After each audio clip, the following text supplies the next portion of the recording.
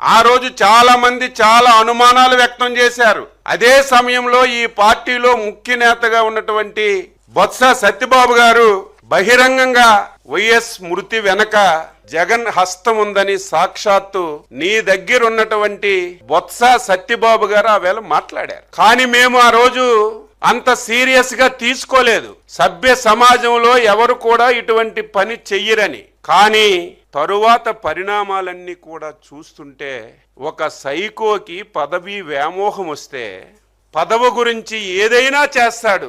తండ్రినైనా వదలడు, బాబాయినైనా వదలడు, తల్లినైనా వదలడు, చెల్లినైనా వదలడు, ఈవెన్ పార్టీ వాళ్ళనైనా సరే వదలడని తరువాత జరిగినటువంటి పరిణామాలన్నీ కూడా మనం చూస్తున్న విషయం కూడా ఈ సందర్భంగా తెలియజేస్తున్నాను. చనిపోయిన నిమిషానికే నన్ను అందరితో పట్టుకొని తీసుకుని 50 కిలోమీటర్లు కావాలని అది నా వరమైన ఉంది ఇవాళ.